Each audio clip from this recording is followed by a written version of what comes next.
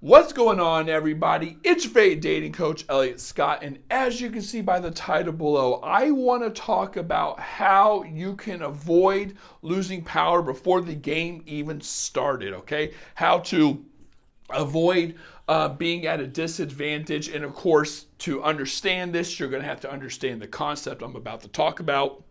And I'm going to use one of my previous client or my recent clients as an example. I'm going to change some names and stuff and locations to hide the identity, okay? And if she's watching this is probably going to help her. So I had a client the other day who is talking to a guy who I do believe likes her. I do think he's interested. Yeah, I do think he's emotionally unavailable, right? Put all that aside, whatever. Now, they both live in, let's say, Illinois. They both live in Illinois. However, he goes back and forth from Illinois to, Washington, okay? And he's moving out to Washington in a couple months. But they've been talking for a bit. And they both know that he's going out to Washington in a month or two, okay? Now, what I told her is, unfortunately, what I think is going on, because the man is emotionally unavailable, I think he started this knowing he is going to have an exit, which is him going to Washington. Okay, sounds effed up. Like I said, you might be like, I don't know if he really likes her. I actually think he does. He doesn't. I told her this over and over, and trust me, if you're a previous client, you know I don't lie. I don't BS you. I tell you the truth 100%, and I back it up with 100% evidence. Okay, I just don't say it, out of my ass. But I do think the guy was a decent guy, as much as you might think this is kind of manipulative. Not saying it's not, but we are talking about an emotionally unavailable man. Not saying that's an excuse, but it is what it is, okay?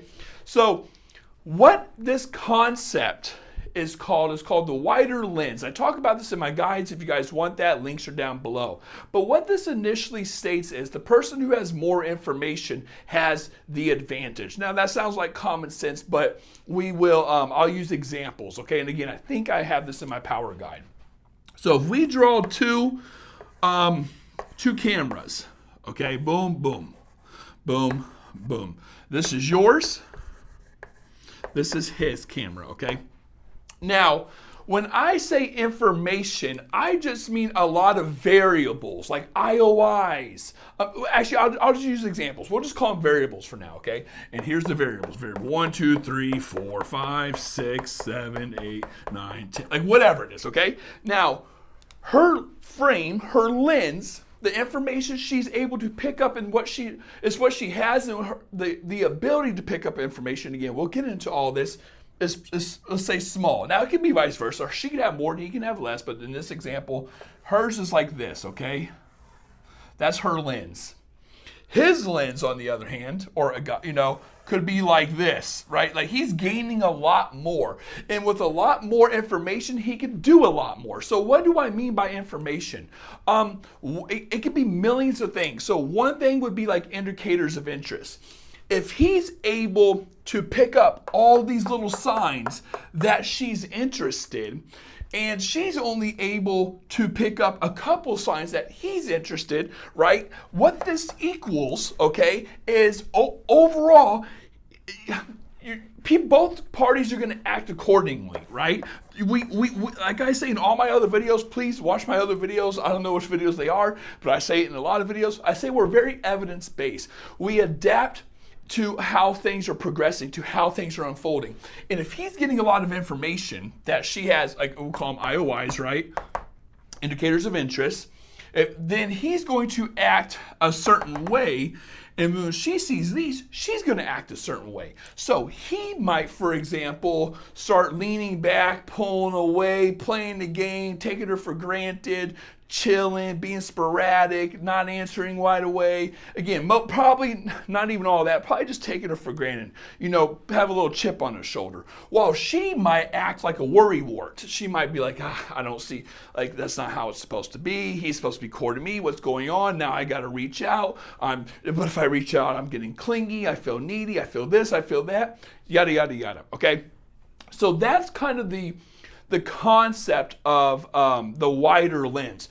So let me give you an example on how these work on both ends. So the first example I used was with my clients, where they're going to engage with each other, okay? However, well, actually, let's draw different colors here. She's yellow, okay?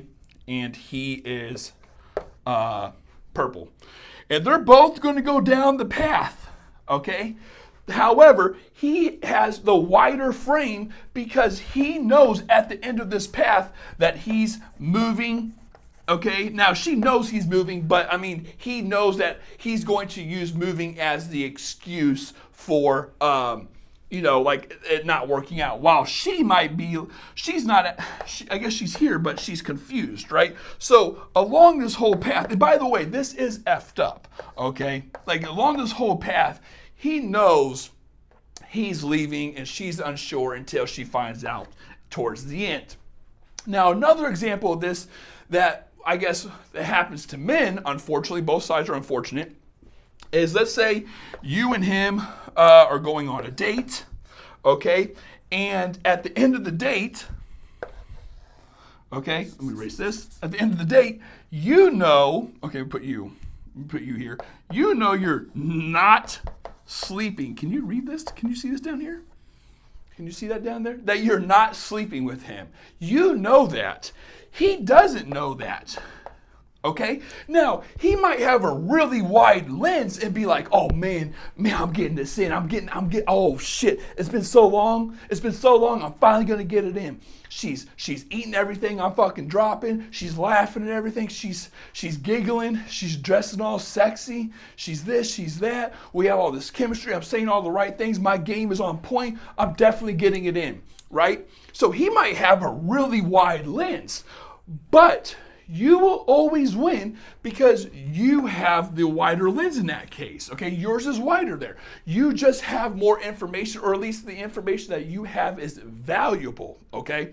So he's gonna go across all this. He's gonna go yada, yada, yada, yada. He might even be paying for the dates and stuff and thinking, oh man, I'm gonna put down some extra money. She's gonna get that lobster because guess what? I'm gonna fucking, I'm gonna get that at the end of the night, right? And then he realizes, oh hell no, I ain't getting it. Now, I'm not saying he's obligated or you're obligated to give it to him. I'm not saying he's entitled to it. I'm just telling you how, why am I explaining? We're all grown ass people. You know how the game's played, okay? You know what a guy's going to try to do. But you win because, I hate saying win, but you win because you have the wider lens. So what does this have to do with everything?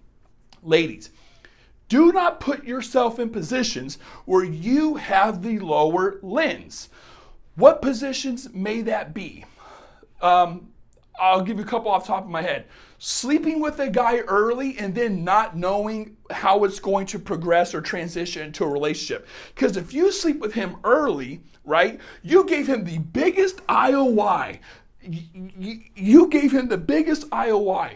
And now you're wondering, see, this is why your lens is smaller, because you're wondering, you're trying to find out the variable that fits the equation.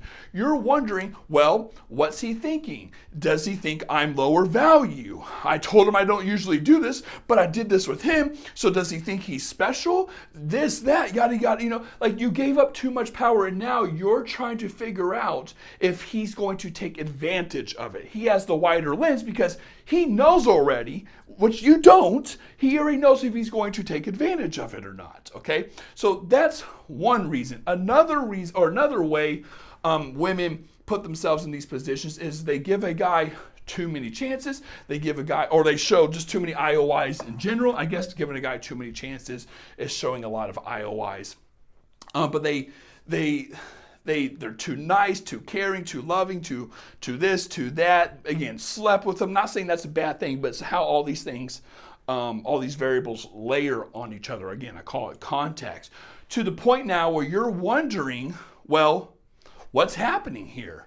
What's happening here? But he knows at the end of the day if he's going to give you a relationship or not. So again, you're at the smaller lens, or you have the smaller lens. The way to prevent this is, ladies, mystery, right, and allure. I'll say more allure than mystery. They're kind of the same things. If you know the definition of allure, it's, the word mystery, I believe, is in there. But it's being mysterious and alluring, okay? Like, kind of like, I never wanted to tell women to play hard to get. Don't do that. That's not sexy, especially the higher value the man is. If you're trying to play this shit on a man who's an 8, 9, or 10, that's just going to blow up. The dangling playing the game is going to blow up in your face. He's a 9 or a 10. He could get any woman just as good as you. No offense, okay? No offense, ladies. Vice versa. If you're a 9 or 10, you could do the same. I'm just saying. The higher levels you try to play these games with these dudes, just try to be as normal and as natural as possible, okay? But you can still be mysterious and alluring in a fun way. Maybe at him, he's digging for answers instead of you just word vomiting and giving them out, right? But that's not even what this is about. I just want to tell you, ladies, do not put yourselves in position where you have the smaller frame. And again, if you want to know more about this, it's in my guides. It's so important. So many women do not think of it like this. This isn't something where it's like, I can understand where it's going to be hard, and every video I make, and I understand why this is. Every video I make, people are like, oh, I just might as well go lesbian, or fuck dudes, I might as well just buy some cats, or it shouldn't be this difficult. It's only difficult because you're so bad at it. I'm going to lose subscribers here. It's only difficult because when you are good at it, and when I say good, I just mean like your pure form, your natural form, right? Where in your natural form, like the way Mother Nature made you, you know your value, you know your worth, you're confident, you have value to offer, you believe you have this value to offer, you're an attractive woman, okay? And you're not in your head playing or self-sabotaging or fulfilling the self-fulfilling prophecy, okay? Like, you're just in neutral form. I guess in a neutral state. But what happens, and trust me, I read the comments, ladies, if you just saw it from my side, you would understand how nuts you all are. And I mean that in the most loving way. I love the community. But if you talk to women like I do, 8 hours a day, every day sessions, and you read all the comments on my Instagram, you read all the comments in my YouTube, the DMs and emails I get, how many people buy my guides, which by the way, links are down below, you will see that the average woman is, I'm not saying it's your fault either, I'm just telling you the truth. You will see that the average woman, a lot of the times, doesn't know how to play the game correctly, is way off the path of how she should be. Okay, and the best analogy I always use is like hitting a golf club, right? Or hitting a golf ball with a swing. If your swing's a little bit off in millimeters, you're gonna have that shit go sharp left, sharp right, however you're aiming it. But if you do these little fixes here and there, the ball, you can fix it like that, the ball's gonna start going straight. It's no different with dating. A lot of people have there's these little variables here and there, and then they wonder why their shit's left and right, and they're like, oh man, this is hard. Well, yeah, if you don't know how to fix it, or if you don't even know what fixing it looks like, or what the correct form looks like. I guess I'm gonna start using analogies now. I'm sorry, I'm on my rant. It's like doing a squat. You could do a squat, and you could squat a lot, but then at the point where, if you get to the point where you're stuck, and you've never had anyone check your form, okay, or recorded your form, then you get a personal trainer who comes by and says, oh yeah, that's the problem. You have your knee goes in, you don't stick your butt fully out, your feet aren't completely flat. By the way, why are you wearing those shoes when you're he'll get on your ass about it. But when you fix these little things and you realize, okay, boom, I'm just on new personal record. So this is the same thing. It does seem difficult, but it's just a mindset I want you to have. And it will feel natural the better you get at the game, because this is your natural form. How do I know it's your natural form? Because as humans, we are risk adverse, okay? We are risk avoidant. We avoid risk, seek pleasure. That's what this is. However, the problem a lot of women have is they justify things. When I say women, men do it too, but I'm talking to women, and maybe like the 2% men, which actually went up to 4%. But you'll justify things. You have a like bias. You ignore the red flags. Maybe you don't even know what the red flags look like. And then you wonder why you're in the situation you're in, okay? So with all that being said, ladies, if you want to work with yours truly, link is down below. Get my guides. Links are down below. I love you all. Take care and peace.